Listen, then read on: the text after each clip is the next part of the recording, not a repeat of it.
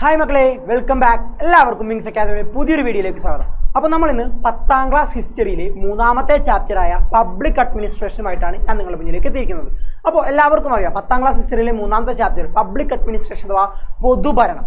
ആ ഒരു ചാപ്റ്റർ വളരെ ചെറിയൊരു ചാപ്റ്ററാണ് അല്ലേ. നിങ്ങൾ ആദ്യത്തെ 2 ചാപ്റ്റർ വേൾഡ് ഹിസ്റ്ററി ഒക്കെ പഠിച്ച് കുറേ റെവല്യൂഷൻസും കുറേ വേൾഡ് വാറൊക്കെ പഠിച്ച് വളരെ തലപുകഞ്ഞിരിക്കുന്ന കുട്ടികൾക്ക് ഒരു റിലാക്സേഷൻ പോലെ വരുന്ന ഒരു ചാപ്റ്ററാണ് ഇത്. നമ്മുടെ 3ാമത്തെ ചാപ്റ്ററായ പൊതുഭരണം അഥവാ പബ്ലിക് അഡ്മിനിസ്ട്രേഷൻ എന്ന ചാപ്റ്റർ വളരെ സിമ്പിൾ ആയിട്ടുള്ള ചാപ്റ്ററാണ്. വളരെ എളുപ്പത്തിൽ മാർക്ക് മേടിക്കാൻ പറ്റിയ ചാപ്റ്ററാണ്.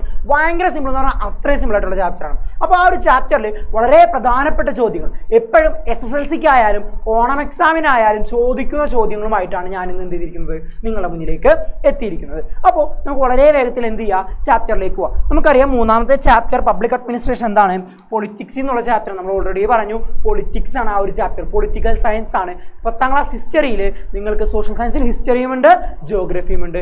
അതിൽ ഹിസ്റ്ററിയിൽ തന്നെ നിങ്ങൾക്ക് എന്തൊക്കെയുണ്ട്, ഹിസ്റ്ററിയും വരുന്നുണ്ട്, ഒപ്പം പൊളിറ്റിക്കൽ സയൻസും വരുന്നുണ്ട്. ഇതൊക്കെ നമുക്കറിയാവുന്നതാണ്. കൂടുതലും പഠിക്കാനുള്ളത് ഹിസ്റ്ററി ആയിരിക്കും. പൊളിറ്റിക്കൽ സയൻസ് ഒരു 3ഓ 4ഓ ചാപ്റ്റർ നമുക്ക് പഠിക്കാനുണ്ടാവും അല്ലേ. അപ്പോൾ ആദ്യമായിട്ട് 10ാം ക്ലാസ്സിൽ പഠിക്കുന്ന പൊളിറ്റിക്കൽ സയൻസിലെ ചാപ്റ്ററാണ് ഇത് പബ്ലിക് അഡ്മിനിസ്ട്രേഷൻ. ഹിസ്റ്ററിയിൽ തന്നെയാണ് വരുന്നത്, എന്നാൽ ശരിക്കും പറഞ്ഞാൽ പബ്ലിക് അഡ്മിനിസ്ട്രേഷൻ എന്താ, പൊളിറ്റിക്കൽ സയൻസ് ആണ്. ഓക്കെ, പൊളിറ്റിക്കൽ സയൻസ് ആണെന്ന് പറയുമ്പോൾ തന്നെ അറിയാം നമുക്ക് എന്താണ്, ഭരണഘടനയും രാഷ്ട്രവുമായി ബന്ധപ്പെട്ട കാര്യങ്ങളായിരിക്കും ഇതിൽ പഠിക്കാനുള്ളത്. അങ്ങനെയുള്ള കാര്യങ്ങൾ, ഭരണവുമായി ബന്ധപ്പെട്ട കാര്യങ്ങൾ, ഭരണഘടനയുമായി ബന്ധപ്പെട്ട കാര്യങ്ങൾ, രാഷ്ട്ര നിർമ്മാണവുമായി ബന്ധപ്പെട്ട കാര്യങ്ങൾ, അങ്ങനെയുള്ള കാര്യങ്ങളാണ് ഇതിൽ പഠിക്കാനുണ്ടാവുക, പൊളിറ്റിക്കൽ സയൻസിൽ പൊതുവെ പഠിക്കാനുണ്ടാവുക. അപ്പോൾ പബ്ലിക് അഡ്മിനിസ്ട്രേഷൻ എന്ന് പറഞ്ഞാൽ പൊതുവെ അങ്ങനെ ഒരു ചാപ്റ്ററാണ്. നോക്കിയേ, പബ്ലിക് അഡ്മിനിസ്ട്രേഷൻ എന്ന് പറഞ്ഞാൽ ഞാൻ ഒരു ഫിഗർ കൊടുത്തിട്ടുണ്ട്. ഒരാൾ ഒരു വേദിയെ അഭിസംബോധന ചെയ്യുന്ന ഒരു ഫിഗറാണ് ഞാൻ കൊടുത്തിരിക്കുന്നത്. അത് യഥാർത്ഥത്തിൽ ഒരു മന്ത്രിസഭാ യോഗമാണ്. അപ്പോൾ അത്തരത്തിൽ മന്ത്രിസഭാ യോഗങ്ങളൊക്കെ വെച്ചിട്ടാണ് പൊതുഭരണം പബ്ലിക് അഡ്മിനിസ്ട്രേഷൻ എന്ത് ചെയ്യുക, മുന്നോട്ടേക്ക് പോവുക. അത് നിങ്ങൾക്ക് ഈ ചാപ്റ്റർ എടുത്തപ്പോൾ തന്നെ വളരെ വിശദമായിട്ട് ടീച്ചർമാരെല്ലാവരും പറഞ്ഞു തന്നിട്ടുണ്ടാവും, ഈ ചാപ്റ്റർ മനസ്സിലായിട്ടുണ്ടാവും. എന്നാലും നിങ്ങൾക്ക് അതിന് വരെ ചോദിക്കാൻ പോകുന്ന ചോദ്യങ്ങളായിരിക്കും നിങ്ങൾക്ക് ഇനി വേണ്ടത്. അപ്പോൾ ആ ചോദ്യങ്ങളാണ് നമ്മൾ ഇന്ന് എന്ത് ചെയ്യാൻ പോകുന്നത്, ഡിസ്കസ് ചെയ്യാൻ പോകുന്നത്. ഈ ചാപ്റ്ററിൽ നിന്ന് എന്തായാലും ചോദിക്കുമെന്ന് ഉറപ്പുള്ള questions, sure questions, 100% sure questions ആണ് നമ്മൾ ഇന്ന് എന്ത് ചെയ്യാൻ പോകുന്നത്, ഈ ഒരു ചാപ്റ്ററിൽ ഇവിടെ ഡിസ്കസ് ചെയ്യാനായിട്ട് പോകുന്നത്. യെസ്, ആദ്യം പബ്ലിക് അഡ്മിനിസ്ട്രേഷൻ എന്താണെന്ന് പഠിക്കണം അല്ലേ. നമ്മൾ പറഞ്ഞു പാഠത്തിന്റെ പേരെന്താണ്, പൊതുഭരണം, പബ്ലിക് അഡ്മിനിസ്ട്രേഷൻ ആണ്. അപ്പോൾ ഈ ഒരു ചാപ്റ്ററിനെ പറ്റി ഇൻഡെപ്ത് ആയിട്ട് പഠിക്കുമ്പോൾ, വളരെ വിശദമായിട്ട് ഈ ഒരു ചാപ്റ്ററിനെ പറ്റി പഠിക്കുമ്പോൾ ആദ്യം എന്താണ് പൊതുഭരണം, എന്താണ് പബ്ലിക് അഡ്മിനിസ്ട്രേഷൻ നമുക്ക് അറിഞ്ഞിരിക്കണം. ഓക്കെ, ഈ ഒരു ക്വസ്റ്റ്യൻ സാധാരണ അങ്ങനെയൊന്നും ചോദിക്കാറില്ല, ഡെഫിനേഷൻ ചോദിക്കാറില്ല എങ്കിലും ചില ഗൈഡുകളിൽ നമ്മൾ കാണുന്നുണ്ട് what do you mean by public administration, പൊതുഭരണം എന്നാൽ എന്ത്. ഈ ഒരു ചോദ്യം നിങ്ങൾ ഇത്തവണ ഒന്ന് പഠിച്ചിരിക്കുക. കാരണം നിങ്ങൾക്ക് എല്ലാവർക്കും അറിയാവുന്നതുപോലെ അടുത്ത കൊല്ലം 10ാം ക്ലാസ്സിലെ സിലബസ് മാറുന്നത് കൊണ്ട് എവിടെ നിന്ന് വേണമെങ്കിലും ഈ ഒരു കൊല്ലം നമുക്ക് ചോദ്യങ്ങൾ എക്സ്പെക്ട് ചെയ്യാം, പ്രതീക്ഷിക്കാം. അതുകൊണ്ട് ഇത്രയും നാൾ ചോദിക്കാത്ത ഈ ഒരു ചോദ്യങ്ങൾ, ഗൈഡുകളിൽ മാത്രം കാണുന്ന ഈ ഒരു ചോദ്യം ചിലപ്പോൾ ഇത്തവണ ചോദിച്ചേക്കാം. അതുകൊണ്ട് ഈ ഒരു ചോദ്യത്തെ നമ്മൾ അവഗണിക്കേണ്ട, നമുക്ക് ഈ ഒരു ചോദ്യം പഠിക്കാം. ഓക്കെ, എന്താ പബ്ലിക് അഡ്മിനിസ്ട്രേഷൻ ഒന്ന് വായിച്ചു നോക്കി. It is effective utilisation of men and material for the implementation of existing laws, for the implementation of existing laws, governmental policies, programs and developmental projects. എന്താ, അതായത് നിലവിലുള്ള നിയമങ്ങൾ, ഗവൺമെന്റിന്റെ നയപരിപാടികൾ, വികസന പദ്ധതികൾ എന്നിവ നടപ്പിലാക്കുന്നതിന് ഗവൺമെന്റ് മനുഷ്യവിഭവവും അതുപോലെ തന്നെ അവർക്ക് ലഭ്യമായിട്ടുള്ള റിസോഴ്സുകളും അഥവാ ഭൗതിക സാഹചര്യങ്ങളും വിനിയോഗിക്കുന്നതിനെയാണ് നമ്മൾ എന്ത് പറയുന്നത്, പൊതുഭരണം എന്ന് പറയുന്നത് അല്ലേ. ഞാനിപ്പോൾ ഇംഗ്ലീഷ് പറഞ്ഞു, നേരെ അതിൻ്റെ മലയാളം എക്സ്പ്ലനേഷൻ പറഞ്ഞത്. ഇനി ഒന്നും കൂടി ഞാൻ എക്സ്പ്ലെയിൻ ചെയ്തു തരാം. അതായത് രാജ്യത്ത് ഒരുപാട് നിയമങ്ങളില്ലേ, ഒരുപാട് നിയമങ്ങളുണ്ട്. ഈ നിയമങ്ങളൊക്കെ നടപ്പിലാക്കാൻ സർക്കാർ എന്ത് ചെയ്തിട്ടുണ്ട്, പോലീസുകാരെ ഏൽപ്പിച്ചിട്ടുണ്ട് ഇല്ലേ. അല്ലെങ്കിൽ നമുക്ക് ഓരോ സേവനങ്ങൾ ലഭിക്കാനില്ലേ, ആ സേവനങ്ങൾ നമുക്ക് കിട്ടുന്നത് ആര് വഴിയാ, സർക്കാർ ഉദ്യോഗസ്ഥർ വഴിയാ. ഇല്ലെങ്കിൽ വികസന പദ്ധതികൾ നടപ്പിലാക്കുന്നില്ലേ. ഇപ്പോൾ NH ദേശീയപാതയുടെ വികസനം അല്ലേ, 6 വരിപ്പാതയുടെ വികസനം വളരെ വേഗത്തിൽ നമ്മുടെ കേരളത്തിൽ നടക്കുന്നുണ്ട് അല്ലേ. അപ്പോൾ അതൊക്കെ എന്താണ്, ഗവൺമെന്റ് എന്താ ചെയ്യുന്നത്, അവർക്ക് ലഭ്യമായ ഹ്യൂമൻ റിസോഴ്സിന് ഉപയോഗിക്കുന്നു. അപ്പോൾ നാട്ടിലെ നിയമങ്ങൾ നടപ്പിലാക്കാൻ പോലീസ് ഉണ്ട്, മറ്റ് വികസന പദ്ധതികൾ നടപ്പിലാക്കാൻ ഉദ്യോഗസ്ഥരുണ്ട്. ഇനി ആ വികസന പദ്ധതികൾ ജനങ്ങളിലേക്ക് എത്തിക്കാൻ ആരുണ്ട്, അല്ലെങ്കിൽ ജനങ്ങളിലേക്ക് എത്തിക്കാൻ ഉദ്യോഗസ്ഥരുണ്ട്. ആ വികസന പദ്ധതികൾ ജോലി ചെയ്യാനായിട്ട് അവിടെ ഒരുപാട് മനുഷ്യന്മാരുണ്ട്. അപ്പോൾ ഇത്തരത്തിൽ ഗവൺമെന്റ് അവർക്ക് ലഭ്യമായ ഹ്യൂമൻ റിസോഴ്സിന് ഉപയോഗിക്കുന്നു. ഇനി ഇതൊക്കെ വേറെ കൂടാണ്ട് ഈ വികസന പദ്ധതികൾ നടപ്പിലാക്കുന്നതിന് വേണ്ടി ഒരുപാട് പുതിയ ടെക്നോളജീസ് ഉപയോഗിക്കുന്നില്ലേ. ഇനി നിയമം നടപ്പിലാക്കാൻ സർക്കാരിന് അവൈലബിൾ ആയിട്ടുള്ള എല്ലാ കാര്യവും ഉപയോഗിക്കുന്നില്ലേ. ഇപ്പൊ നമ്മുടെ നാട്ടിൽ AI ക്യാമറാസ് ഉണ്ട്. എന്തിനു വേണ്ടിയാണ് AI ക്യാമറാസ് ഉള്ളത്, ഹെൽമെറ്റ് വെക്കാത്തവരെ പിടിക്കുക, അതുപോലെ തന്നെ എന്താണ് ഫോണിൽ സംസാരിച്ച് വണ്ടി ഓടിക്കുന്നവരെ പിടിക്കുക, സീറ്റ് ബെൽറ്റ് ഇടാത്തവരെ പിടിക്കുക, അങ്ങനെയുള്ള കാര്യങ്ങൾ പിടിക്കാൻ വേണ്ടിയിട്ടാണ് എന്തുള്ളത് AI ക്യാമറാസ് വെച്ചിട്ടുള്ളത്. ശരിക്കും നമ്മുടെ നാട്ടിലൊരു നിയമമാണ് എന്ത്, ഹെൽമെറ്റ് വെച്ചിട്ട് മാത്രമേ 2 വീലേഴ്സ് ഓടിക്കാവൂ, സീറ്റ് ബെൽറ്റ് ഇട്ടിട്ട് മാത്രമേ 4 വീലേഴ്സ് ഓടിക്കാവൂ. ഇതൊക്കെ നമ്മുടെ നാട്ടിലുള്ള നിയമങ്ങളാണ്. ഈ നിയമങ്ങൾ പാലിക്കാൻ നമ്മൾ ബാധ്യസ്ഥരാണ്. നമ്മുടെ സുരക്ഷയ്ക്ക് വേണ്ടിയാണ് ഈ ഇത്തരം നിയമങ്ങൾ ഇറക്കിയിരിക്കുന്നത്. എന്നിട്ടും നമ്മൾ എന്താണ്, പോലീസിനെ പേടിച്ച് അല്ലെങ്കിൽ ഫൈൻ അടക്കേണ്ടത് പേടിച്ച് മാത്രമാണ് നമ്മൾ എന്ത് ചെയ്യുന്നത്, ഹെൽമെറ്റ് ഇടുന്നതും സീറ്റ് ബെൽറ്റ് ഇടുന്നതൊക്കെ. ഓക്കെ, അപ്പോൾ അതുകൊണ്ട് ആ നിയമം കുറച്ചുകൂടി കർശനമായിട്ട് നടപ്പിലാക്കാൻ സർക്കാർ എന്ത് ചെയ്തു, അവർക്ക് അവൈലബിൾ ആയിട്ടുള്ള ടെക്നോളജി ഉപയോഗിച്ചു, AI ക്യാമറാസ് ഉപയോഗിച്ചു. മനസ്സിലായോ? അതെന്താണ്, അത് പൊതുഭരണമാണ്, പബ്ലിക് അഡ്മിനിസ്ട്രേഷൻ ആണ്.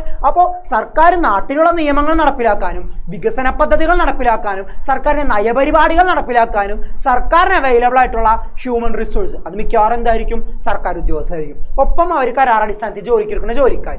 ഓക്കെ, അങ്ങനെയുള്ള ആളുകളെയും ഒപ്പം സർക്കാരിന് അവൈലബിൾ ആയിട്ടുള്ള, സർക്കാരിന് ലഭ്യമായിട്ടുള്ള ടെക്നോളജീസ്, ഭൗതിക സാഹചര്യങ്ങൾ, വിവരസാങ്കേതിക വിദ്യയെ ഉപയോഗപ്പെടുത്തുന്നതിനെയാണ് മക്കളെ എന്ത് വിളിക്കുന്നത്, പൊതുഭരണം അഥവാ പബ്ലിക് അഡ്മിനിസ്ട്രേഷൻ എന്ന് വിളിക്കുന്നത്. അപ്പോൾ ആ ഒരു ഡെഫിനേഷൻ നോക്കി വെക്കുക. വളരെ സിമ്പിൾ ആയിട്ടുള്ള ഡെഫിനേഷനാണ്, വളരെ സിമ്പിളാണ്, മനസ്സിലാക്കാനും സിമ്പിളാണ്, വലിയ ബുദ്ധിമുട്ടൊന്നുമില്ല. അപ്പോൾ അതൊന്ന് നോക്കി വെക്കുക. ഇത് ചോദിക്കുകയാണെങ്കിൽ 1 മാർക്കിന്റെ ഒരു ചോദ്യം ഇവിടെ നിന്ന് നമ്മൾ പ്രതീക്ഷിക്കണം. ഇത് ചോദിക്കുകയാണെങ്കിൽ മക്കളെ 1 മാർക്കിന്റെ ഒരു ചോദ്യം ഈ ഒരു ഭാഗത്ത് നമുക്ക് പ്രതീക്ഷിക്കാവുന്നതാണ്. ഓക്കെ, അടുത്തതാണ് വളരെ വളരെ ഇമ്പോർട്ടൻ്റ് ആയിട്ടുള്ള ക്വസ്റ്റ്യൻ. ഇടയ്ക്കിടയ്ക്ക് കാലങ്ങളായിട്ട് നമുക്ക് ചോദിക്കുന്ന 4 മാർക്കിന്റെ ചോദ്യമാണ് മക്കളെ, ഇമ്പോർട്ടൻസ് ഓഫ് പബ്ലിക് അഡ്മിനിസ്ട്രേഷൻ അഥവാ significance of public administration. English medium ശ്രദ്ധിക്കേണ്ടത് സിഗ്നിഫിക്കൻസ് എന്ന് തന്നാലും അഥവാ ഇമ്പോർട്ടൻസ് എന്ന് തന്നാലും ഒന്ന് തന്നെയാണ്. അത് നോക്കാം, പബ്ലിക് അഡ്മിനിസ്ട്രേഷൻ്റെ ആണ്. ഓക്കെ, പബ്ലിക് അഡ്മിനിസ്ട്രേഷന്റെ ഇമ്പോർട്ടൻസ് ചോദിച്ചാലും സിഗ്നിഫിക്കൻസ് ചോദിച്ചാലും ഒരേ ചോദ്യമാണ്. മറിച്ചും തിരിച്ചും ചോദിക്കാം, മറിച്ചും തിരിച്ചും ചോദ്യങ്ങൾ വരാം. പക്ഷെ നിങ്ങൾ അവിടെ പതറാൻ പാടില്ല. കാരണം ഇമ്പോർട്ടൻസ് എന്ന് ഉദ്ദേശിക്കുന്നതും സിഗ്നിഫിക്കൻസ് എന്ന് ഉദ്ദേശിക്കുന്നതും ഒരേ കാര്യം തന്നെയാണ്. മലയാളം മീഡിയത്തിന് ആ ഒരു പേടി വേണ്ട, പൊതുഭരണത്തിന്റെ പ്രാധാന്യം എന്തെല്ലാം, അങ്ങനെ ഡയറക്റ്റ് ആയിട്ട് മലയാളം മീഡിയത്തിന് ചോദ്യം വരും. അപ്പോൾ മക്കളെ ശ്രദ്ധിക്കുക, ഇമ്പോർട്ടൻസ് ഓഫ് പബ്ലിക് അഡ്മിനിസ്ട്രേഷൻ എന്ന് ചോദിച്ചാലും സിഗ്നിഫിക്കൻസ് ഓഫ് പബ്ലിക് അഡ്മിനിസ്ട്രേഷൻ എന്ന് ചോദിച്ചാലും ഉത്തരം ഒന്ന് തന്നെയാണ്, മാറിപ്പോകരുത്. 4 പോയിന്റ് ആണ്. നിങ്ങളിങ്ങനെ വട്ടം വരച്ചൊന്നും എഴുതണ്ട, ടെക്സ്റ്റ് ബുക്കിൽ കുറച്ചുകൂടി അട്രാക്റ്റീവ് ആയിട്ടാണ് നിങ്ങൾക്ക് ഇങ്ങനെ വട്ടം വരച്ചൊക്കെ തന്നേക്കുന്നത്. നിങ്ങൾ 4 പോയിന്റ് താഴേക്ക് എഴുതിയാൽ മതി. നിങ്ങൾ 4 പോയിന്റ് എന്ത് ചെയ്താൽ മതി മക്കളെ, താഴേക്ക് എഴുതിയാൽ മാത്രം മതി. 4 മാർക്ക് വളരെ സിമ്പിൾ ആയിട്ട് നിങ്ങളുടെ കയ്യിൽ കിട്ടുന്നതാണ്. എന്താ ഒന്നാമതാണ് ഫോർമുലേറ്റ് ഗവൺമെന്റൽ പോളിസി. എന്താ ഗവൺമെന്റിന്റെ നയപരിപാടികൾ രൂപീകരിക്കുക. സർക്കാർ അധികാരത്തിലേറിയാൽ എന്തൊക്കെ ചെയ്യണം. ഇപ്പോൾ ഇലക്ഷൻ സമയത്ത് ഓരോ പാർട്ടികളും പറയും ഞങ്ങൾ അധികാരത്തിലെത്തിയ ഇന്നിന്ന കാര്യങ്ങൾ ചെയ്യുമെന്ന ഒരു പ്രകടന പത്രിക ഇറക്കും അല്ലേ. അതെന്താ ഒരു ഗവൺമെന്റിന്റെ നയങ്ങൾ രൂപീകരിക്കുകയാണ് അല്ലേ. അവർ അതിലെ കാര്യങ്ങൾ ചെയ്യാൻ അവർ ബാധ്യസ്ഥരാണ്. അപ്പോൾ ഇത്തരത്തില് സർക്കാരിന്റെ നയപരിപാടികൾ രൂപീകരിക്കുന്നത് എന്തിന്റെ പ്രാധാന്യമാ, പൊതുഭരണത്തിന്റെ പ്രാധാന്യമാണ്. പൊതുഭരണത്തിന്റെ പ്രാധാന്യം അതുണ്ട്, വളരെ പ്രധാനപ്പെട്ട ഒരു പ്രാധാന്യമാണ്. കാരണം എന്തൊക്കെ ചെയ്യുമെന്നുള്ളൊരു ഐഡിയ ജനങ്ങൾക്ക് വേണം. സർക്കാർ അധികാരത്തിലേറിയ എന്തൊക്കെ ജനങ്ങൾക്ക് വേണ്ടി ചെയ്യുമെന്നുള്ളൊരു ഐഡിയ ജനങ്ങൾക്ക് വേണം. അപ്പോൾ അതാണ് ഫോർമുലേറ്റ് ഗവൺമെന്റൽ പോളിസി. സർക്കാരിന്റെ നയപരിപാടികൾ അല്ലെങ്കിൽ ഗവൺമെന്റിന്റെ നയപരിപാടികൾ നടപ്പിലാക്കുക അല്ലെങ്കിൽ രൂപീകരിക്കുക. ഓക്കെ, രണ്ടാമത്തെ ensure welfare of the people, ജനക്ഷേമം ഉറപ്പാക്കുക. സർക്കാർ ചെയ്യുന്ന പദ്ധതികൾ പെൻഷനായിട്ടും അതല്ലാതെയും സർക്കാർ നടത്തുന്ന വികസന പ്രവർത്തനങ്ങളായാലും ഈ ക്ഷേമ പ്രവർത്തനങ്ങളെല്ലാം ജനങ്ങളിലേക്ക് എത്തുന്നുണ്ടെന്ന് ഉറപ്പുവരുത്തുക അല്ലേ. ജനങ്ങളിലേക്ക് എത്തുന്നുണ്ടെന്ന് ഉറപ്പുവരുത്തുക. അതാണ് ensure welfare of the people അല്ലേ. ഓക്കെ, അടുത്തതാണ് find out solution to public issues. നാട്ടിലെ പ്രശ്നങ്ങൾക്ക് പരിഹാരം കണ്ടെത്താം. നാട്ടിൽ പലപ്പോഴായി പല രീതിയിലുള്ള പ്രശ്നങ്ങൾ ഉയർന്നു വരാറുണ്ട് ഇല്ലേ. ആ പ്രശ്നങ്ങൾക്ക് സർക്കാരിൻ്റെതായ രീതിക്ക് പരിഹാരം കണ്ടെത്തുക എന്നുള്ളതും എന്തിന്റെ പ്രാധാന്യമാണ്, പൊതുഭരണത്തിന്റെ പ്രാധാന്യമാണ് അഥവാ പബ്ലിക് അഡ്മിനിസ്ട്രേഷന്റെ പ്രാധാന്യമാണ്. ഞാൻ ഒരു ചെറിയൊരു എക്സാമ്പിൾ പറയാം. ഇടയ്ക്ക് നമ്മുടെ നാട്ടിൽ എന്താണ്, തക്കാളി പോലുള്ള പച്ചക്കറികൾക്ക് ഇടയ്ക്ക് വില കുതിച്ചു വരും. 100, 110, 150 ആയിട്ട് മാറാറുണ്ട്. ആ സമയത്ത് സർക്കാർ വില പിടിച്ചു നിർത്താൻ അല്ലെങ്കിൽ വില കുറയ്ക്കാനായി സർക്കാർ എന്താ ചെയ്യുക, ഇതിനെ കയറ്റുമതിയെല്ലാം നിരോധിച്ചുകൊണ്ട് വേറെയുള്ള രാജ്യങ്ങളിൽ നിന്ന് എന്ത് ചെയ്യും, ഇങ്ങോട്ടേക്ക് ഇറക്കുമതി ചെയ്ത് വില പിടിച്ചു നിർത്താൻ സർക്കാർ ശ്രമിക്കാറുണ്ട് ഇല്ലേ. അതെന്താ സർക്കാരിന് ഉത്തരവാദിത്തമാണ്, പൊതുഭരണത്തിന്റെ ഒരു പ്രാധാന്യമാണ്. നാട്ടിൽ എന്തൊക്കെ പ്രശ്നങ്ങളുണ്ടോ ജനങ്ങളെ ബാധിക്കുന്ന എല്ലാ പ്രശ്നങ്ങൾക്കും പരിഹാരം കണ്ടെത്താം. അപ്പോൾ ജനങ്ങളെ ബാധിക്കുന്ന പ്രശ്നങ്ങളെ, വളരെ പ്രധാനപ്പെട്ട ജനങ്ങളെ ബാധിക്കുന്ന പ്രശ്നങ്ങൾക്ക് പരിഹാരം കണ്ടെത്തുക എന്നുള്ളതാണ് പൊതുഭരണത്തിന്റെ അടുത്ത പ്രാധാന്യം. ഓക്കെ, ഏറ്റവും അവസാനത്താണ് പ്രൊവൈഡ് ഗുഡ്സ് ആൻഡ് സർവീസസ്. സാധനങ്ങളും സേവനങ്ങളും ലഭ്യമാക്കുക.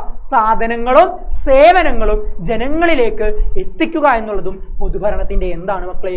പ്രാധാന്യമാണ്. അപ്പോൾ വളരെ സിമ്പിളാണ്. 4 മാർക്ക് സിമ്പിളായിട്ട് മേടിച്ചെടുക്കുക. മലയാളം മീഡിയത്തിന് തന്നിട്ടുണ്ട്. ഗവൺമെന്റിന്റെ നയങ്ങൾ രൂപപ്പെടുത്തുക, ജനക്ഷേമം ഉറപ്പാക്കുക, ജനകീയ പ്രശ്നങ്ങൾക്ക് പരിഹാരം കണ്ടെത്തുക, സാധനങ്ങളും സേവനങ്ങളും ലഭ്യമാക്കുന്നു. ഇതെല്ലാമാണ് പൊതുഭരണത്തിന്റെ പ്രാധാന്യം, ഇമ്പോർട്ടൻസ് ഓഫ് പബ്ലിക് അഡ്മിനിസ്ട്രേഷൻ. അപ്പോൾ വളരെ സിമ്പിൾ ആയിട്ടുള്ളതാണ്, നമുക്ക് സിമ്പിളായി പഠിക്കാൻ പറ്റുന്നതാണ്. അപ്പോൾ എന്തായാലും നിങ്ങൾ ഇത് എന്ത് ചെയ്യുക? പഠിക്കുക. ഇതൊരിക്കലും നിങ്ങൾ എന്ത് ചെയ്യാൻ പാടില്ല? സ്കിപ്പ് ചെയ്യാൻ പാടില്ല. ഓക്കെ, ഈ ഒരു ചോദ്യം എന്തായാലും ചോദിക്കോടാ. SSLCക്കായാലും ഓണപരീക്ഷക്കായാലും ഈ ഒരു ചോദ്യം ഉണ്ടാവും. ഓണപരീക്ഷയ്ക്ക് ഉറപ്പായിട്ടും ഈ ഒരു ചോദ്യം ഉണ്ടാവും. നിങ്ങൾ എഴുതി വെച്ചു, ഓണപരീക്ഷയ്ക്ക് ഈ ഒരു ചോദ്യം എന്തായാലും ഉണ്ടാകും. ഓക്കെ, അടുത്തതാണ് features of bureaucracy in India. ഇന്ത്യയിലെ ഉദ്യോഗസ്ഥ വൃന്ദത്തിന്റെ സവിശേഷത.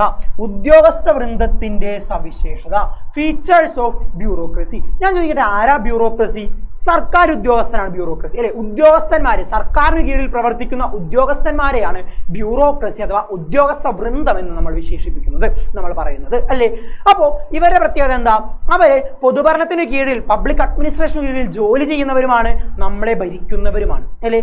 സർക്കാരിന് വേണ്ട ആശയങ്ങൾ പറഞ്ഞു കൊടുക്കുക, സർക്കാരിന് വേണ്ട അഡ്വൈസ് കൊടുക്കുക, ഉപദേശങ്ങൾ കൊടുക്കുക, അങ്ങനെ സർക്കാരിനെ സഹായിക്കാൻ വേണ്ടിയിട്ടുള്ള ആളുകളാണ് ആര്? ബ്യൂറോക്രസി അഥവാ ഉദ്യോഗസ്ഥർ. ആ ഉദ്യോഗസ്ഥരുടെ സവിശേഷതകൾ എന്തെല്ലാം, ആ ഉദ്യോഗസ്ഥരുടെ ഫീച്ചേഴ്സ് എന്തെല്ലാമാണെന്നാണ് നമുക്ക് ഇവിടെ എന്ത് ചെയ്യാനുള്ളത് മക്കളെ? പഠിക്കാനായിട്ട് ഉള്ളത്. അപ്പോൾ 5 ഫീച്ചേഴ്സ് ആണുള്ളത്. ശ്രദ്ധിക്കുക. ശ്രേണീപരമായ സംഘാടനം അഥവാ ഹയറാർക്കിക്കൽ ഓർഗനൈസേഷൻ. രണ്ടാമതാണ് സ്ഥിരത അഥവാ പെർമനൻസ്. മൂന്നാമത്തത് അപ്പോയിന്റ്മെന്റ് ബേസ്ഡ് ഓൺ ക്വാളിഫിക്കേഷൻ, വിദ്യാഭ്യാസ യോഗ്യത അടിസ്ഥാനമാക്കിയുള്ള നിയമനം. അടുത്തതാണ് മക്കളെ പൊളിറ്റിക്കൽ ന്യൂട്രാലിറ്റി, രാഷ്ട്രീയ നിഷ്പക്ഷത. ഏറ്റവും അവസാനത്തതാണ് പ്രൊഫഷണലിസം അഥവാ വൈദഗ്ധ്യം. അപ്പോൾ 5 ഫീച്ചേഴ്സ് ആണ് ബ്യൂറോക്രസിക്കുള്ളത്. ഉദ്യോഗസ്ഥ വൃന്ദത്തിന്റെ സവിശേഷതകളായി പറയുന്നത് 5 എണ്ണമാണ്. ഒന്നാമത്തത് ഹയറാർക്കിക്കൽ ഓർഗനൈസേഷൻ അഥവാ ശ്രേണീപരമായ സംഘാടനം. രണ്ടാമത്താണ് മക്കളെ പെർമനൻസ്, സ്ഥിരത. മൂന്നാമത്തത് യോഗ്യത അടിസ്ഥാനമാക്കിയുള്ള നിയമനം, വിദ്യാഭ്യാസ യോഗ്യത അടിസ്ഥാനമാക്കിയുള്ള നിയമനം, അപ്പോയിന്റ്മെന്റ് ബേസ്ഡ് ഓൺ ക്വാളിഫിക്കേഷൻ. നാലാമത്തതാണ് മക്കളെ പൊളിറ്റിക്കൽ ന്യൂട്രാലിറ്റി അഥവാ രാഷ്ട്രീയ നിഷ്പക്ഷത. ഏറ്റവും അവസാനത്തത് വൈദഗ്ധ്യം അഥവാ പ്രൊഫഷണലിസം. അപ്പോൾ ഇത് 5ഉം എന്താണെന്ന് നമ്മൾ എന്ത് ചെയ്യണം? പഠിക്കണം. ഇത് 5ഉം എന്താണെന്ന് നമ്മൾ എന്ത് ചെയ്യണം മക്കളെ? പഠിക്കാനുണ്ട്. ഓക്കെ, നോക്കാം. ഒന്നാമത്തതാണ് ശ്രേണീപരമായ സംഘാടനം, ഹയറാർക്കിക്കൽ ഓർഗനൈസേഷൻ. അതായത് മക്കളെ സർക്കാർ ഉദ്യോഗസ്ഥരെ എങ്ങനെയാ അറേഞ്ച് ചെയ്തിരിക്കുന്നത് എന്നറിയോ? ഏറ്റവും ടോപ്പിൽ ഒരു ഉദ്യോഗസ്ഥനുണ്ടാവുകയെ, ഏറ്റവും ടോപ്പിൽ ഒരു ഉദ്യോഗസ്ഥനുണ്ടാവും. അയാൾക്ക് താഴേക്ക് വരും തോറും ഉദ്യോഗസ്ഥരുടെ എണ്ണം എന്ത് ചെയ്തു വരും മക്കളെ? താഴേക്ക് വരും തോറും ഉദ്യോഗസ്ഥരുടെ എണ്ണം എന്ത് ചെയ്തു വരും? കൂടിക്കൂടി വരും. ഉദ്യോഗസ്ഥരുടെ എണ്ണം എന്ത് ചെയ്യും മക്കളെ?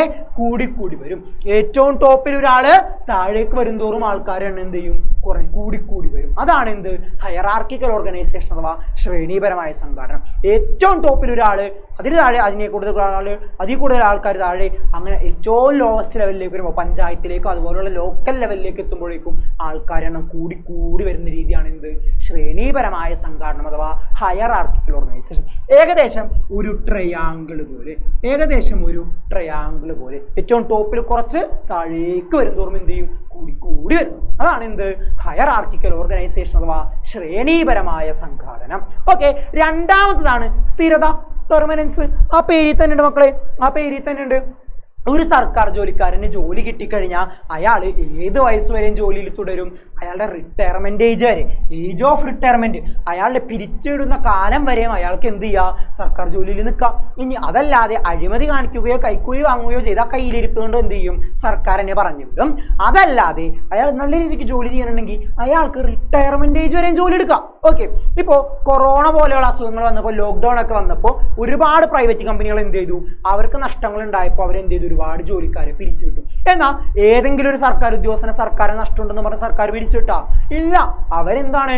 റിട്ടയർമെന്റ് ഏജ് വരെ അവിടെ ഉണ്ടാകും. അത് ഫിക്സ്ഡ് ജോബാണ്. അവിടെ ഒരാളും പിരിച്ചുവിടാൻ പോകുന്നില്ല. സർക്കാർ നഷ്ടങ്ങളാണെന്നോ അല്ലെങ്കിൽ സർക്കാരിന് ലാഭമില്ല എന്നോ പറഞ്ഞിട്ട് നിങ്ങളെ അല്ലെങ്കിൽ സർക്കാർ ജോലിക്കാരെ ആരും പിരിച്ചുവിടാൻ പോകുന്നില്ല.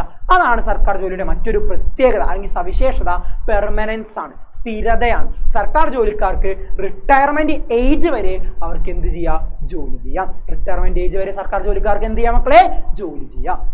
ഓക്കെ, അടുത്തത് അപ്പോയിന്റ്മെന്റ് ബേസ്ഡ് ഓൺ ക്വാളിഫിക്കേഷൻ, യോഗ്യത അടിസ്ഥാനമാക്കിയുള്ള നിയമനം. ഒരാളെ സർക്കാർ ജോലിക്ക് എടുക്കുമ്പോൾ അവരുടെ വിദ്യാഭ്യാസ യോഗ്യത പരിഗണിക്കും. ഓക്കെ, വിദ്യാഭ്യാസ യോഗ്യത അടിസ്ഥാനമാക്കി തന്നെയാണ് ഓരോരുത്തർക്കും സർക്കാർ എന്ത് ചെയ്യുക, ജോലി കൊടുക്കുക. അതല്ലാതെ വെറുതെ ഒരാൾക്ക് കൊണ്ടുപോയി സർക്കാർ ജോലി കൊടുക്കോ, 10ാം ക്ലാസ് പാസ്സാവാത്ത ഒരാളെ കൊണ്ടുപോയി വലിയ വലിയ വകുപ്പുകളിൽ ജോലി കൊടുക്കോ? ഇല്ല. 10ാം ക്ലാസ് പാസ്സാവാത്തല്ലെങ്കിൽ 10ാം ക്ലാസ് മാത്രം വിദ്യാഭ്യാസമുള്ളവർക്ക് ക്ലർക്ക്, അറ്റൻഡർ, ഓഫീസ് അറ്റൻഡർ ആ ഒരു ജോബേ കൊടുക്കുള്ളൂ. അതല്ലാതെ അയാളെ കൊണ്ടുവന്ന് ഏറ്റവും വലിയ വകുപ്പുകളിലൊന്നും എന്ത് ചെയ്യില്ല, കൊണ്ടുപോയി നിർത്തില്ല. ഓരോരുത്തരുടെയും വിദ്യാഭ്യാസ യോഗ്യതക്കനുസരിച്ചാണ് അവർക്ക് സർക്കാർ ജോലി എന്ത് ചെയ്യുക, കൊടുക്കുന്നത്. അതാണ് അപ്പോൾ സർക്കാർ ജോലിയുടെ അല്ലെങ്കിൽ ബ്യൂറോക്രസിയുടെ, ഉദ്യോഗസ്ഥ വൃന്ദത്തിന്റെ അടുത്ത സവിശേഷത. ഫീച്ചേഴ്സ് ഓഫ് ബ്യൂറോക്രസിയാണ് നമ്മൾ പഠിക്കുന്നത്.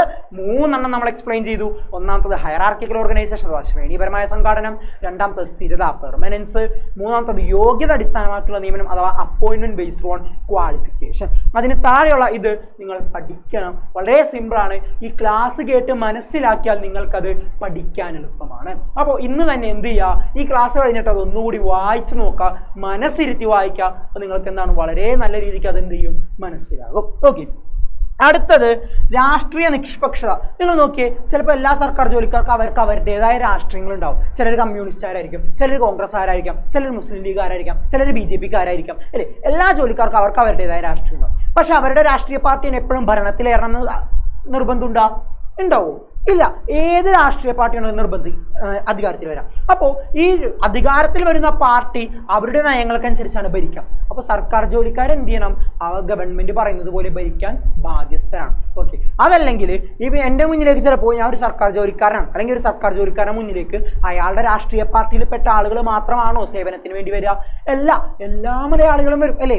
ഒരു സർക്കാർ ജോലിക്കാരൻ്റെ മുന്നിൽ അയാളിൽ നിന്ന് കിട്ടേണ്ട സേവനങ്ങൾ കിട്ടാനായിട്ട് ഒട്ടുമിക്ക ആളുകളും വരും. ചിലപ്പോൾ രാഷ്ട്രീയ പാർട്ടി ഇല്ലാത്തവൻ വരും, അല്ലെങ്കിൽ എതിർ പാർട്ടിയിലുള്ളവർ വരും, കമ്മ്യൂണിസ്റ്റുകാരും കോൺഗ്രസ്സുകാരും മുസ്ലിം ലീഗുകാരും BJPക്കാരും എല്ലാവരും വരും. അത് ആര് വേണമെങ്കിലും വരാം. അപ്പോൾ ഇവൻ എൻ്റെ രാഷ്ട്രീയ പാർട്ടിപ്പെട്ടവനല്ല, ഇവനിക്ക് ഞാൻ സേവനം ചെയ്യണോ? അങ്ങനെ ചിന്തിക്കാൻ പാടുണ്ട ജോലിക്കാർ, സർക്കാർ ജോലിക്കാർ. ഇല്ല. സർക്കാർ ജോലിക്കാർ നിഷ്പക്ഷമായി എന്ത് ചെയ്യണം, നിഷ്പക്ഷമായി പ്രവർത്തിക്കണം. സർക്കാർ ജോലിക്കാർ എന്ത് ചെയ്യണം മക്കളെ, നിഷ്പക്ഷമായിട്ട് അഥവാ ന്യൂട്രൽ ആയിട്ട് എന്ത് ചെയ്യാം, പെരുമാറാം. അതാണ് അടുത്ത പോയിന്റ്. ഏറ്റവും ലാസ്റ്റത്തതാണ് മക്കളെ വൈദഗ്ധ്യം അഥവാ പ്രൊഫഷണലിസം. എല്ലാ ജോലിക്കാരും, എല്ലാ സർക്കാർ ഉദ്യോഗസ്ഥരും, എല്ലാ ബ്യൂറോക്രാറ്റ്സും അവർ ചെയ്യുന്ന ജോലിയിൽ വിദഗ്ധരായിരിക്കണം, പ്രൊഫഷണൽസ് ആയിരിക്കണം. എന്നാൽ മാത്രമേ അവർ ചെയ്യുന്നതിന് ജോലി അവർ കൃത്യമായി ചെയ്യാൻ പറ്റൂ. അവർക്ക് പറഞ്ഞിട്ടുള്ള ജോലി അവർ കൃത്യമായി ചെയ്യുകയുള്ളൂ. അതല്ലെങ്കിൽ പ്രൊഫഷണൽസ് അല്ല എന്നുണ്ടെങ്കിൽ അവർ ജോലിക്ക് എടുക്കുന്നതുകൊണ്ട് യാതൊരു അർത്ഥവുമില്ല എന്നുള്ളതാണ്. ഓക്കെ, അപ്പോൾ ഫീച്ചേഴ്സ് ഓഫ് ബ്യൂറോക്രസി, ഉദ്യോഗസ്ഥ വൃന്ദത്തിന്റെ സവിശേഷത എന്തായാലും പഠിക്കണം, എന്തായാലും ചോദിക്കുന്ന ഒരു ചോദ്യമാണ്. അപ്പം അതെന്തായാലും എന്ത് ചെയ്യുക, നോക്കി വെക്കാം. ഇത് എക്സ്പ്ലനേഷൻ അടക്കം പഠിക്കുക. എക്സ്പ്ലനേഷനും അടക്കം എഴുതിയാൽ മാത്രമേ നിങ്ങൾക്ക് ഇവിടെ നിന്ന് ചോദിക്കുന്ന 4 മാർക്കിന്റെ ചോദ്യത്തിന് ഉത്തരം എഴുതാൻ സാധിക്കുള്ളൂ. അപ്പോൾ ഇതും ചോദിക്കുക എത്ര മാർക്കിനായിരിക്കും, 4 മാർക്കിന്. നമ്മുടെ ഓണപരീക്ഷക്കായാലും SSLCക്കായാലും ചോദിക്കാൻ പോകുന്ന അടുത്ത ചോദ്യമാണ് ഫീച്ചേഴ്സ് ഓഫ് ബ്യൂറോക്രസി അഥവാ ഉദ്യോഗസ്ഥ വൃന്ദത്തിന്റെ സവിശേഷത. അപ്പോൾ അതെന്തായാലും മക്കളെ എന്ത് ചെയ്യണം, നോക്കി വെക്കണം, പഠിച്ചേക്കണം. ഓക്കെ, അടുത്ത ക്വസ്റ്റ്യൻ ആണ് classification of Indian civil service. Indian civil സർവീസിന്റെ വിവിധ വിഭാഗങ്ങൾ ഏതെല്ലാം? മക്കളെ ഇതും വളരെ പ്രധാനപ്പെട്ട ചോദ്യമാണ്. അത് ഇങ്ങനെ പറയാൻ കാരണം എന്താണെന്ന് വെച്ചാൽ നമ്മൾക്ക് 2018 ചെറിയൊരു മോഡിഫിക്കേഷൻ കഴിഞ്ഞ് ബുക്ക് ഒന്ന് പരിഷ്കരിച്ചത്. വലിയ മാറ്റങ്ങളൊന്നുമില്ല, കുറച്ച് ടോപ്പിക് അങ്ങോട്ടേക്ക് ഇങ്ങോട്ടേക്കൊക്കെ ഒന്ന് മാറ്റി ബുക്ക് പരിഷ്കരിച്ചതാണ്. ആ പരിഷ്കരണത്തിനു ശേഷം നടന്ന SSLC പരീക്ഷകളിൽ 12 പരീക്ഷകൾ കഴിഞ്ഞു, SSLCയും മോഡലും അടക്കം. ഓക്കെ, അതിൽ ഏകദേശം 10 തവണയും ചോദിച്ചൊരു ചോദ്യമാണ് ഏത് ചോദ്യം? 12 തവണ നടന്ന പരീക്ഷകളിലും 10 തവണയും എന്ത് ചോദ്യം ചോദിച്ചു? ക്ലാസിഫിക്കേഷൻ ഓഫ് സിവിൽ സർവീസ് ചോദിച്ചിട്ടുണ്ട്. അതുകൊണ്ട് ഈ ഒരു ചോദ്യത്തിന് നമ്മൾ എന്ത് ചെയ്യാൻ പാടില്ല, വിട്ടുകളയാൻ പാടില്ല. ഇത് എന്തായാലും പഠിക്കണം, ഇത് എന്തായാലും പഠിക്കണം. ചിലപ്പോൾ 1 മാർക്ക് ചോദിക്കും, അല്ലെങ്കിൽ 3 മാർക്കിന് ഡയറക്റ്റ് ചോദിക്കും, എങ്ങനെ വേണമെങ്കിലും ചോദിക്കാം. വളരെ സിമ്പിളാണ് പഠിക്കാൻ, വളരെ ബുദ്ധിമുട്ടൊന്നുമില്ല. നിങ്ങൾ ചിന്തിക്കണ പോലെ അത്ര വലിയ ബുദ്ധിമുട്ടുള്ള സാധനമൊന്നുമല്ല. Classification of Indian civil service വളരെ സിമ്പിളാണ്. ഓക്കെ, അപ്പോൾ 3 മാർക്കിന്റെ ചോദ്യമാണ് നമ്മൾ ഇവിടെ നിന്ന് പ്രതീക്ഷിക്കേണ്ടത്. നമ്മൾ പ്രതീക്ഷിക്കേണ്ട എത്ര മാർക്കിന്റെ ചോദ്യം മക്കളെ? 3 മാർക്കിന്റെ ചോദ്യം. അപ്പോൾ നോക്കാം, ഒന്നാമത്തതാണ് ഓൾ ഇന്ത്യ സർവീസ്. മൂന്നായിട്ട് ക്ലാസിഫൈ ചെയ്തിട്ടുണ്ട്. All India service, central service, state service. എന്തൊക്കെയാ? അഖിലേന്ത്യാ സർവീസ്, കേന്ദ്ര സർവീസ്, സംസ്ഥാന സർവീസ്. അപ്പോൾ ഇന്ത്യൻ സിവിൽ സർവീസിനെ ക്ലാസിഫൈ ചെയ്തിരിക്കുന്നത് മൂന്നായിട്ടാണ്. ഓൾ ഇന്ത്യ സർവീസ് അഥവാ അഖിലേന്ത്യാ സർവീസ്, സെൻട്രൽ സർവീസ് അഥവാ കേന്ദ്ര സർവീസ്, മൂന്നാമത്തതാണ് സംസ്ഥാന സർവീസ് അഥവാ സ്റ്റേറ്റ് സർവീസ്. മൂന്നെണ്ണം. ഇനി ആ മൂന്നും ഓരോന്ന് എന്താണെന്ന് നമുക്ക് നോക്കാം. ഇനി അതോ മൂന്നും എന്താണെന്ന് മൂന്നും ഓരോന്ന് എന്താണ് നമുക്ക് എന്ത് ചെയ്യാം മക്കളെ നോക്കാം. ഓക്കെ, ഒന്നാമതാണ് ദേശീയ തലത്തിലേക്ക് തിരഞ്ഞെടുക്കുന്നു. അപ്പോൾ ഓൾ ഇന്ത്യ സർവീസിന്റെ ആയാലും കേന്ദ്ര സർവീസിന്റെ ആയാലും പഠിക്കാൻ എളുപ്പമാണ് മക്കളെ. രണ്ടും തിരഞ്ഞെടുക്കുന്നത് എവിടേക്കാ? ദേശീയ തലത്തിലേക്കാ. അതായത് ഒരാൾ കേരളത്തിൽ നിന്ന് അഖിലേന്ത്യാ സർവീസിലോ അല്ലെങ്കിൽ ഓൾ ഇന്ത്യ സർവീസിലോ കേന്ദ്ര സർവീസ് അഥവാ സെൻട്രൽ സർവീസിലേക്കോ ജോലി കിട്ടിക്കഴിഞ്ഞാൽ അയാൾക്ക് കേരളത്തിൽ തന്നെ നിയമനം കിട്ടണമെന്ന് നിർബന്ധമുണ്ടോ? ഇല്ല. അയാൾക്ക് ഇന്ത്യയിൽ എവിടെ വേണമെങ്കിലും എന്ത് കിട്ടും? ജോലി കിട്ടും. ഇന്ത്യയിൽ എവിടെ വേണമെങ്കിലും എന്ത് കിട്ടും മക്കളെ? ജോലി കിട്ടും. അതാണ് പറയുന്നത് ദേശീയ തലത്തിലേക്ക് തിരഞ്ഞെടുക്കുന്നു. എവിടേക്ക് തിരഞ്ഞെടുക്കുന്നു? ദേശീയ തലത്തിലേക്ക്. അങ്ങനെയാണെങ്കിൽ സംസ്ഥാന തലത്തിലായിരിക്കും എന്ത് തിരഞ്ഞെടുക്കുക? സംസ്ഥാന സർവീസ് തിരഞ്ഞെടുക്കുക. Recruit such state level. അപ്പൊ നോക്കാം, റിക്രൂട്ട്മെന്റ് ആണ് ആദ്യം പഠിക്കേണ്ടത്. ഓൾ ഇന്ത്യ സർവീസിനും സെൻട്രൽ സർവീസിനും റിക്രൂട്ട്മെന്റ് നാഷണൽ ലെവലിലാണെങ്കിൽ സ്റ്റേറ്റ് സർവീസ് ആകുമ്പോൾ റിക്രൂട്ട്മെന്റ് എവിടെയാ? സ്റ്റേറ്റ് ലെവലിലാണ്. അഖിലേന്ത്യാ സർവീസിലും കേന്ദ്ര സർവീസിലും ദേശീയ തലത്തിലേക്ക് തിരഞ്ഞെടുക്കുമ്പോൾ സംസ്ഥാന സർവീസിൽ എവിടേക്കാണ് തിരഞ്ഞെടുക്കുന്നത്? സംസ്ഥാന തലത്തിലേക്കാണ് തിരഞ്ഞെടുക്കുന്നത്. അപ്പൊ അതൊന്ന് എന്ത് ചെയ്യുക? നോക്കി വെക്കാം. ഓക്കെ, അടുത്തതാണ് ഓൾ ഇന്ത്യ സർവീസ് ആകുമ്പോൾ കേന്ദ്ര സർക്കാരിന്റെയും സംസ്ഥാന സർക്കാരിന്റെയും സ്ഥാപനങ്ങളിലേക്ക് ജോലിക്ക് എടുക്കും. ഒന്നില്ലെങ്കിൽ കേന്ദ്ര സർക്കാർ സ്ഥാപനത്തിൽ ജോലി കിട്ടും, അല്ലെങ്കിൽ സംസ്ഥാന സർക്കാരിന്റെ സ്ഥാപനത്തിൽ ജോലി കിട്ടും. അതാണ് ഓൾ ഇന്ത്യ സർവീസിന്റെ പ്രത്യേകത. അങ്ങനെയാണെങ്കിൽ കേന്ദ്ര സർവീസ്, സെൻട്രൽ സർവീസ് ആകുമ്പോൾ ആ പേരിൽ തന്നെയുണ്ട് എന്ത് ഗവൺമെന്റ്? സെൻട്രൽ ഗവൺമെന്റിന്റെ സ്ഥാപനങ്ങളിൽ മാത്രം ജോലി കിട്ടുള്ളൂ. സ്റ്റേറ്റ് സർവീസ് ആകുമ്പോൾ അപ്പൊ എവിടെ മാത്രമായിരിക്കും?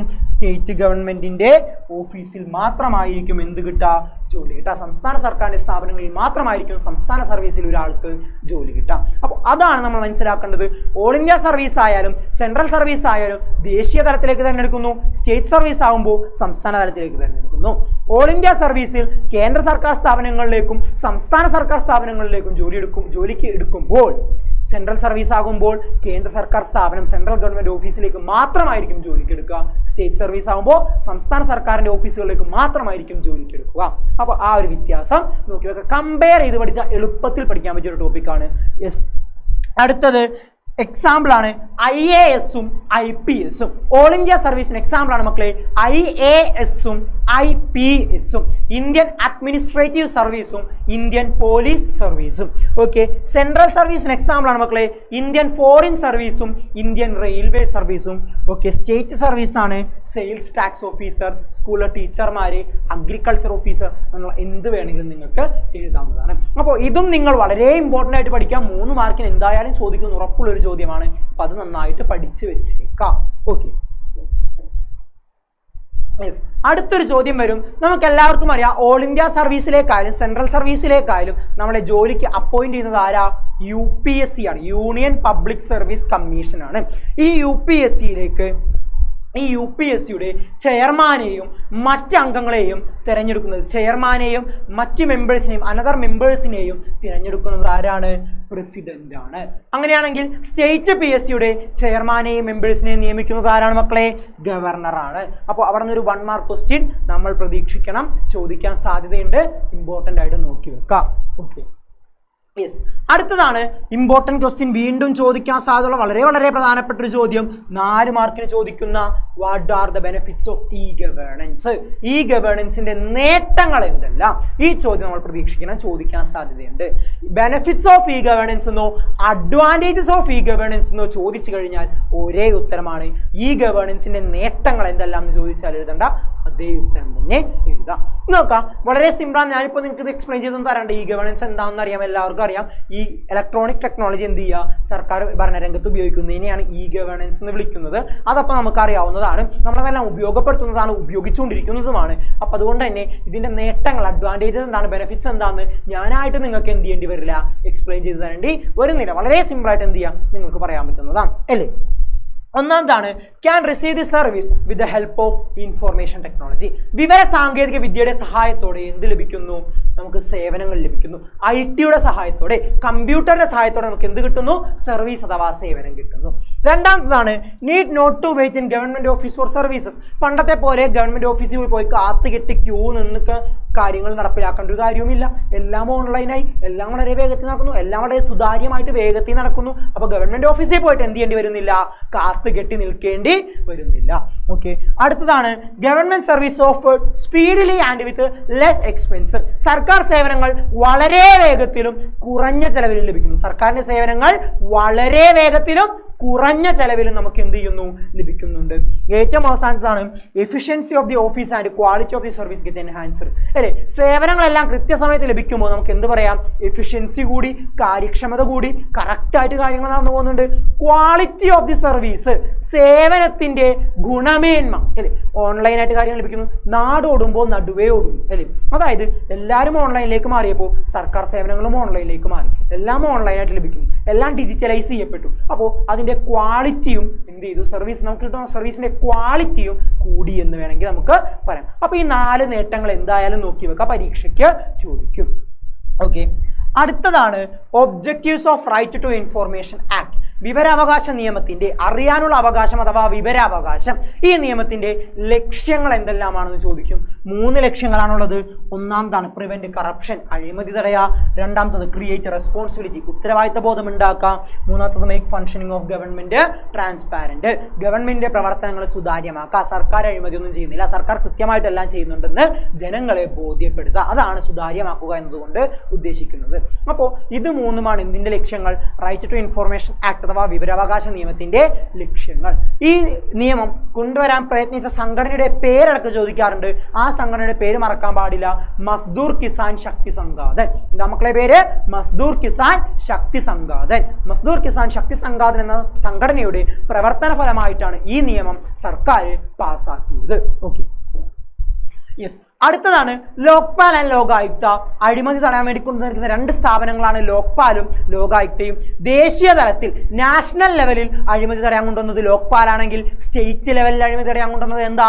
ലോകായുക്തയാണ്. നോക്കിയേ, institution constituted to prevent corruption, അഴിമതി തടയുന്നതിനായി രൂപീകരിച്ചു. ലോക്പാലും ലോകായുക്തയും എന്തിനു വേണ്ടിയാണ് രൂപീകരിച്ചത്? അഴിമതി തടയാൻ വേണ്ടിയിട്ടാണ്. എന്തടയാനാ? പ്രിവെന്റ് കറപ്ഷൻ, അഴിമതി തടയാൻ വേണ്ടി രൂപീകരിച്ചത്. National level Lokpal, state level Lokayukta. ദേശീയ തലത്തിൽ ലോക്പാൽ ആണെങ്കിൽ സംസ്ഥാന തലത്തിൽ ആരാ? ലോകായുക്ത. ദേശീയ തലത്തിൽ ലോക്പാൽ ആണെങ്കിൽ സംസ്ഥാന തലത്തിൽ ആരാ മക്കളെ? ലോകായുക്തയാണ്. ഇനി ഒരു ഉദ്യോഗസ്ഥനെതിരെ ആയാലും അല്ലെങ്കിൽ മന്ത്രിമാർക്കെതിരെ മറ്റുള്ള അംഗങ്ങൾക്കെതിരെ ആയാലും എന്തെങ്കിലും പരാതി ലഭിച്ചാൽ അവർക്കെതിരെ കേസ് അന്വേഷിക്കാനും ആ കേസ് അന്വേഷിച്ച് തെളിവുകൾ കണ്ടെത്തി അവർക്കെതിരെ നടപടിക്ക് ശുപാർശ ചെയ്യാനുമുള്ള അധികാരം ആർക്കുണ്ട്? ലോക്പാലിനും ലോകായുക്തക്കുമുണ്ട്. ആർക്കുണ്ട് മക്കളെ? ലോക്പാലിനുമുണ്ട്, ലോകായുക്തക്കുമുണ്ട്. ഇനി ഈ ലോക്പാലായാലും ലോകായുക്തയായാലും ജുഡീഷ്യൽ പ്രൊസീജിയേഴ്സ് അഥവാ കോടതി നടപടികൾ, കോടതിയുടേതുപോലുള്ള നടപടികൾ അല്ലേ, വാദം കേൾക്കുക, തെളിവുകൾ ശേഖരിക്കുക, ആ തെളിവുകളുടെ അടിസ്ഥാനത്തിൽ വിധി പറയുക, അങ്ങനെയുള്ള കോടതിയുടെ നടപടികൾ, ജുഡീഷ്യൽ പ്രൊസീജിയേഴ്സ് ആണ് എന്ത് ചെയ്യുന്നത്? ലോക്പാലും ലോകായുക്തയും ഫോളോ ചെയ്യുന്നത്. അപ്പോൾ അതും ചോദിക്കാറുണ്ട്, വളരെ ഇമ്പോർട്ടൻ്റ് ആണ്, അതും പഠിക്കാം. ഓക്കെ, നമുക്കിനി ഈ ചാപ്റ്ററിന് 2 പ്രധാനപ്പെട്ട ചോദ്യങ്ങളാണ് പഠിക്കാനുള്ളത്. വിജിലൻസ് കമ്മീഷനും ഓംബുഡ്സ്മാനും. വിജിലൻസ് കമ്മീഷൻ 2 എണ്ണം ഉണ്ട്, സെൻട്രൽ വിജിലൻസ് കമ്മീഷനും സ്റ്റേറ്റ് വിജിലൻസ് കമ്മീഷനും. ഒരിക്കലും സെപ്പറേറ്റ് ചെയ്ത് ചോദിക്കാറില്ല, സെൻട്രൽ വിജിലൻസ് കമ്മീഷൻ ആയാലും സ്റ്റേറ്റ് വിജിലൻസ് കമ്മീഷൻ ആയാലും ഇത് സെപ്പറേഷൻ്റെ ഒരു കാര്യമില്ല. രണ്ടും നമ്മൾ എന്ത് ചെയ്യണം? പഠിക്കണം. വിജിലൻസ് കമ്മീഷൻ എന്ന് മാത്രമേ നിങ്ങൾക്ക് ക്വസ്റ്റ്യൻ പേപ്പറിൽ തരുള്ളൂ. ഓക്കെ, ഒന്നാമതാണ് institution constitute national level to prevent corruption. Central vigilance commission എന്താ? ദേശീയ തലത്തിൽ അഴിമതി തടയുന്നതിന് വേണ്ടി രൂപീകരിച്ചതാ. എന്തിനു വേണ്ടി രൂപീകരിച്ചതാ? ദേശീയ തലത്തിൽ അഴിമതി തടയുന്നതിന് വേണ്ടി രൂപീകരിച്ചതാ. എന്ത്? Central vigilance commission. അപ്പോൾ സ്റ്റേറ്റ് വിജിലൻസ് കമ്മീഷൻ എന്തായിരിക്കും? സംസ്ഥാന തലത്തിൽ അഴിമതി തടയാൻ വേണ്ടി രൂപീകരിച്ചത്. കമ്പയർ ചെയ്ത് പഠിക്കാം, നമുക്ക് എഴുതാൻ എളുപ്പം അതാണ്. സെൻട്രൽ വിജിലൻസ് കമ്മീഷൻ നാഷണൽ ലെവലിൽ കറപ്ഷൻ തടയാൻ, അഴിമതി തടയാൻ. സ്റ്റേറ്റ് വിജിലൻസ് കമ്മീഷൻ സ്റ്റേറ്റ് ലെവലിൽ അഴിമതി തടയാൻ, കറപ്ഷൻ തടയാൻ. ഓക്കെ, ഇത് കൊണ്ടുവന്നത് സെൻട്രൽ വിജിലൻസ് കമ്മീഷൻ കൊണ്ടുവന്നത് എന്നാ? 1964. വർഷം പഠിക്കുക, 1964. ഇനി form to prevent corruption at central government office. കേന്ദ്ര സർക്കാർ സ്ഥാപനങ്ങൾ അഴിമതി തടയാൻ വേണ്ടി കൊണ്ടുവന്നതാണ് എന്ത്? Central vigilance commission. അപ്പോൾ സ്റ്റേറ്റ് വിജിലൻസ് കമ്മീഷൻ എന്തായിരിക്കും? സംസ്ഥാന സർക്കാർ സ്ഥാപനങ്ങൾ അഴിമതി തടയാൻ. അപ്പോൾ വീണ്ടും കമ്പാരിസൺ. ദേശീയ തലത്തിൽ അഴിമതി തടയാൻ കൊണ്ടുവന്നത് സെൻട്രൽ വിജിലൻസ് കമ്മീഷൻ. സ്റ്റേറ്റ് ലെവലിൽ അഴിമതി തടയാൻ കൊണ്ടുവന്നത് state vigilance commission. Central government ഓഫീസിൽ അഴിമതിയെ പറ്റി അന്വേഷിക്കുന്നത് central vigilance commission. State government ഓഫീസിൽ അഴിമതിയെ പറ്റി അന്വേഷിക്കുന്നത് സ്റ്റേറ്റ് വിജിലൻസ് കമ്മീഷൻ. ഓക്കെ, ഇനി സെൻട്രൽ വിജിലൻസ് കമ്മീഷണർ ആയിരിക്കും സെൻട്രൽ വിജിലൻസ് കമ്മീഷന്റെ ഹെഡ് എന്ന് പറയുന്നത്. അപ്പോൾ സ്റ്റേറ്റ് വിജിലൻസ് കമ്മീഷന്റെ ഹെഡ് ആരായിരിക്കും? സ്റ്റേറ്റ് വിജിലൻസ് കമ്മീഷണർ ആയിരിക്കും. ഇനി എല്ലാ ഡിപ്പാർട്ട്മെന്റിലും എന്തുണ്ടാകും? ഒരു ചീഫ് വിജിലൻസ് ഓഫീസർ ഉണ്ടാകും. എല്ലാ ഡിപ്പാർട്ട്മെന്റിലും ആരുണ്ടാകും? ഒരു ചീഫ് വിജിലൻസ് ഓഫീസർ ഉണ്ടാകും. വളരെ സിമ്പിൾ ആണ്. കമ്പയർ ചെയ്ത് പഠിക്കാൻ പറ്റിയ പോയിന്റ്സ് ആണ് ഒരു 3 2 മാത്രമേ നിങ്ങൾ എക്സ്ട്രാ എന്ത് ചെയ്യേണ്ടുള്ളൂ? പഠിക്കേണ്ടുള്ളൂ. അത് കൊണ്ടുവന്ന വർഷം 1964 എല്ലാ ഡിപ്പാർട്ട്മെന്റിലും വിജിലൻസ് ഓഫീസർ ഉണ്ടാവും, വിജിലൻസ് കമ്മീഷണർ ഉണ്ടാവും എന്നുള്ളത് മാത്രമേ നിങ്ങൾ സെപ്പറേറ്റ് ചെയ്ത് എന്ത് ചെയ്യേണ്ടുള്ളൂ? പഠിക്കേണ്ടുള്ളൂ. അത് ഈ പറഞ്ഞ കാര്യം രണ്ടിനും ബാധകമാണ്. സെൻട്രൽ വിജിലൻസ് കമ്മീഷൻ ആയാലും സ്റ്റേറ്റ് വിജിലൻസ് കമ്മീഷൻ ആയാലും ആ ഒരു കാര്യം ബാധകമാണ്. Okay, yes. ലാസ്റ്റ് നമ്മുടെ അവസാനത്തതാണ് ഓംബുഡ്സ്മാൻ അല്ലേ? എവിടെയെങ്കിലും കേട്ടിട്ടുണ്ടോ മക്കളെ ഓംബുഡ്സ്മാൻ? ഓംബുഡ്സ്മാൻ എന്ന് പറയുന്നത് നിങ്ങൾ അധികമൊന്നും കേട്ടിട്ടുണ്ടാവില്ല. ചിലപ്പോൾ ബാങ്കുകളിലൊക്കെ പോകുമ്പോൾ നിങ്ങൾ ശ്രദ്ധിച്ചിട്ടുണ്ടാവും ഓംബുഡ്സ്മാന്റെ സേവനങ്ങൾ ലഭ്യമാണെന്നുള്ള രീതിയിലേക്കുള്ള പരസ്യങ്ങൾ നിങ്ങൾക്ക് ഇവിടെ കാണാൻ പറ്റും, ബാങ്കുകളിലൊക്കെ കാണാൻ പറ്റും. ശരിക്കും നമുക്ക് ഈ പറഞ്ഞ ഉദ്യോഗസ്ഥർക്കെതിരെ ആയാലും അല്ലെങ്കിൽ മന്ത്രിമാർക്കെതിരെ ആയാലും ഉള്ള അഴിമതിയെ പറ്റിയ നമുക്ക് കേസ് കൊടുക്കാൻ പറ്റിയ മറ്റൊരു സംവിധാനമാണ് മക്കളെ ഏത്? ഓംബുഡ്സ്മാൻ. നമുക്ക് പരാതി കൊടുക്കാൻ പറ്റിയ മറ്റൊരു സംവിധാനമാണ് ഓംബുഡ്സ്മാൻ. യഥാർത്ഥത്തിൽ ഓംബുഡ്സ്മാനായിട്ട് നിയമിക്കപ്പെടുക റിട്ടയേർഡ് ഹൈക്കോടതി ജഡ്ജാണ്. ഹൈക്കോടതിയിൽ നിന്ന് വിരമിച്ച ഒരു ജഡ്ജിയെയാണ് എന്തായിട്ട് നിയമിക്കാറ്? ഓംബുഡ്സ്മാനായി നിയമിക്കാറ്. എന്തായി നിയമിക്കാറ് മക്കളെ? ഓംബുഡ്സ്മാനായിട്ട് നിയമിക്കാറ്. അപ്പോൾ നമുക്ക് നേരിട്ട് ഓംബുഡ്സ്മാന് പരാതി കൊടുക്കാം. അതിന് നമ്മൾ ഇനി ആരെയും പേടിച്ചു നിൽക്കണ്ട.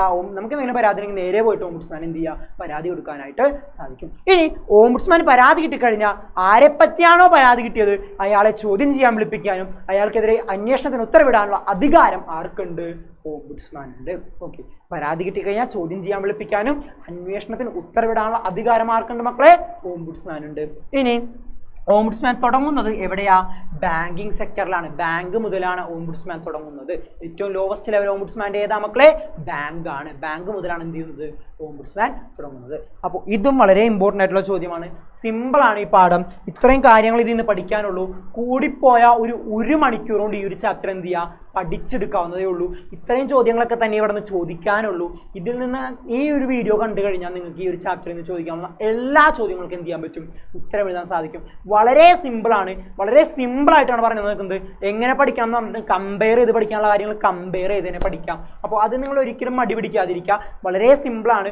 ഓണപ്പരീക്ഷക്കായാലും SSLCക്കായാലും ഈ ഒരു ചാപ്റ്റർ അത്രയ്ക്ക് ഇമ്പോർട്ടൻ്റ് ആണ്. അപ്പോൾ ഈ ഒരു ചാപ്റ്ററിൻ്റെ പ്രാധാന്യം മനസ്സിലാക്കുക. പെട്ടെന്ന് പഠിച്ചെടുക്കാൻ പറ്റും. ഒന്നാമത്തെ രണ്ടാമത്തെ ചാപ്റ്റർ പോലെയല്ല, വളരെ സിമ്പിളായിട്ട് പഠിച്ചെടുക്കാൻ പറ്റിയ ഒരു ചാപ്റ്ററാണ്. അപ്പോൾ എല്ലാവരും എന്ത് ചെയ്യുക? ഈ ഒരു ചാപ്റ്റർ നന്നായിട്ട് പഠിക്കുക. ഈ വീഡിയോ കണ്ടു കഴിഞ്ഞാൽ അപ്പോൾ തന്നെ എന്ത് ചെയ്യുക? മൊത്തം ചാപ്റ്റർ ഒന്ന് വായിച്ച് നോക്കുക. അപ്പോൾ നിങ്ങൾക്ക് ഈ ചാപ്റ്ററിനെ പറ്റിയ എല്ലാ ആശയക്കുഴപ്പങ്ങളും മാറിക്കിട്ടും. നിങ്ങളുടെ എല്ലാം ഏകദേശം ഒരു ഐഡിയ നിങ്ങളുടെ തലയിലേക്ക് എത്തും. ബാക്കി നിങ്ങൾക്ക് എന്ത് ചെയ്താൽ മതി? പഠിച്ചാൽ മാത്രം മതി. അപ്പോൾ അതും എന്ത് ചെയ്യുക? പഠിക്കാൻ ശ്രമിക്കാം. അപ്പോൾ എല്ലാവർക്കും വീഡിയോ ഇഷ്ടപ്പെട്ടെന്ന് കരുതുന്നു. വീഡിയോ ഇഷ്ടപ്പെട്ട് എന്ത് ചെയ്യുക? ലൈക്ക് ചെയ്യുക, ഷെയർ ചെയ്യുക, കമൻറ്റ് ചെയ്യുക. അതുപോലെ തന്നെ എന്ത് ചെയ്യുക? നിങ്ങളുടെ വിലയേറിയ നിർദ്ദേശങ്ങൾ എന്തെങ്കിലും ഉണ്ടെങ്കിൽ എന്ത് ചെയ്യുക? അതും കമൻറ്റ് ബോക്സിൽ അറിയിക്കാം. അപ്പോൾ ഓക്കെ, ബൈ.